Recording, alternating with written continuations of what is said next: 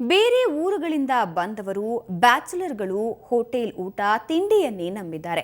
ಕೆಲಸದ ಒತ್ತಡದಿಂದ ಮನೆಯಲ್ಲಿ ಅಡುಗೆ ಮಾಡೋಕಾಗದೆ ಹೋಟೆಲ್ ಊಟವನ್ನ ನೆಚ್ಚಿಕೊಂಡಿದ್ದಾರೆ. ಆದ್ರೀಗ ಇವರಿಗೆ ಖುಷಿಯ ವಿಚಾರ ಹೊಂದಿದೆ. ಅದೇನು ಅಂತೀರಾ?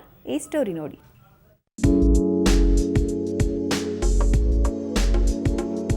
ಹೋಟೆಲ್ ಹಾಗೂ ರೆಸ್ಟೋರೆಂಟ್ಗಳಲ್ಲಿ ಊಟ ಮಾಡುವವರಿಗೆ ಒಂದು ಖುಷಿ ವಿಚಾರ ಏನಂದ್ರೆ ಇನ್ಮುಂದೆ ಪೂರೈಕೆ ಮಾಡಲಾಗುವ ಆಹಾರ ತಿಂಡಿ ಬಿಲ್ಗೆ ಸರ್ವಿಸ್ ಚಾರ್ಜ್ ಪಾವತಿಸುವುದು ನಿಮ್ಮ ವಿವೇಚನೆಗೆ ಬಿಟ್ಟಿದ್ದು.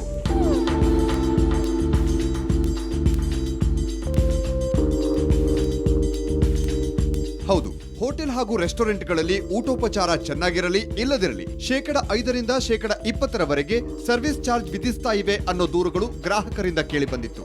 ಇದನ್ನ ಗಂಭೀರವಾಗಿ ಪರಿಗಣಿಸಿರುವ ಕೇಂದ್ರ ಸರ್ಕಾರ ಸರ್ವಿಸ್ ಚಾರ್ಜ್ ಆಯ್ಕೆಯನ್ನೇ ಗ್ರಾಹಕರ ವಿವೇಚನೆಗೆ ಬಿಟ್ಟಿದೆ. ಊಟೋಪಚಾರ ತೃಪ್ತಿಕರವಾಗಿದ್ದರೆ ಸರ್ವಿಸ್ ಚಾರ್ಜ್ ಪಾವತಿಸಬಹುದು, ತೃಪ್ತಿಕರವಾಗಿಲ್ಲದಿದ್ದರೆ ಸರ್ವಿಸ್ ಚಾರ್ಜ್ ಪಾವತಿಸದೇ ಇರಬಹುದು ಅಂತ ಸೂಚಿಸಿದೆ. ಇದು ಗ್ರಾಹಕರಲ್ಲಿ ಕೊಂಚ ಖುಷಿ ತಂದಿದೆ. ಮತ್ತು ಒಳ್ಳೆ ಸೋಫಾ ಮತ್ತು ಆರಾಮಾಗಿ ಕೂತ್ಕೊಂಡು ತಿನ್ಕೊಂಡು ಹೋಗುವಂಥ ಎಲ್ಲ ಫೆಸಿಲಿಟಿ ಇರುತ್ತೆ. ಮತ್ತು ನೀವು ಕೂತಿದ್ದ ಜಾಗಕ್ಕೆ ತಿಂಡಿ ತಂದು ಕೊಡುವಂಥ ವ್ಯವಸ್ಥೆ ಇರುತ್ತೆ.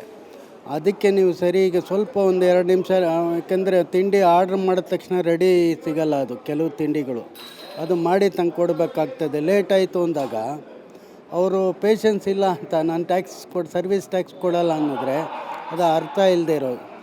ಅದನ್ನು ಇದು ಮಾಡಿರೋದು ಸರಿ ಇಲ್ಲ ಅಂತ ನನ್ನ ಭಾವನೆ. ಕೇಂದ್ರ ಸರ್ಕಾರದ ಈ ಸೂಚನೆಯನ್ನ ಕೆಲ ಹೋಟೆಲ್ ಮಾಲೀಕರು ಸ್ವಾಗತಿಸಿದರೆ ಕೆಲವರು ಅಸಮಾಧಾನ ವ್ಯಕ್ತಪಡಿಸಿದ್ದಾರೆ. ನಾವು ಅದರಲ್ಲಿ ಸರ್ವಿಸ್ ಚಾರ್ಜ್ ಹಾಕೋದ್ರಲ್ಲಿ ತಪ್ಪಿಲ್ಲ ಅಂತ ಅಂದ್ಕೊಂಡಿದ್ವಿ. ಬಟ್ ಗೌರ್ಮೆಂಟ್ ಈಗ ಅದನ್ನು ಅಲ್ಲ ಅಂತ ಹೇಳಿದೆ. ಕಸ್ಟಮರ್ ಸ್ಯಾಟಿಸ್ಫ್ಯಾಕ್ಷನ್ ನಾವು ಮಾಡಿದರೆ ಕಸ್ಟಮರ್ ಕೊಡುವುದನ್ನ ನಾವು ತೊಗೊಳ್ಬೋದು, ಆ್ಯಸ್ ಎ ಟಿಪ್ಸ್ ಥರ ತೊಗೊಳ್ಬೋದು ಅಂತ ಹೇಳಿದ್ದಾರೆ. ಬಟ್ ಸರ್ವಿಸ್ ಚಾರ್ಜ್ ಅಂತ ನಾವು ಹಾಕುವಾಗಿಲ್ಲ ಕಡ್ಡಾಯವಾಗಿ. ಬಟ್ ಗುಡ್ ಸರ್ವಿಸ್ ಕೊಟ್ಟಾಗ ಕಸ್ಟಮರೇ ಸಮ್ಟೈಮ್ಸ್ ಕೊಡ್ಬೋದು. It's A good move for customer. ಹೋಟೆಲಿಯರ್ ಸೈಡಲ್ಲಿ ಇಟ್ಸ್ ನಾಟ್ ದಟ್ ಗುಡ್. ಒಟ್ನಲ್ಲಿ ಕೇಂದ್ರ ಸರ್ಕಾರದ ಸೂಚನೆಗೆ ಹೋಟೆಲ್ ಮಾಲೀಕರಿಂದ ಮಿಶ್ರ ಪ್ರತಿಕ್ರಿಯೆ ವ್ಯಕ್ತವಾಗಿದೆ. ಸೇವಾ ಶುಲ್ಕ ಗ್ರಾಹಕರ ವಿವೇಚನೆಗೆ ಬಿಟ್ಟಿರೋದ್ರಿಂದ ಹೋಟೆಲ್ ಮಾಲೀಕರಿಗೆ ಕೊಂಚ ಬಿಸಿ ತಟ್ಟೋದಂತೂ ನಿಜ.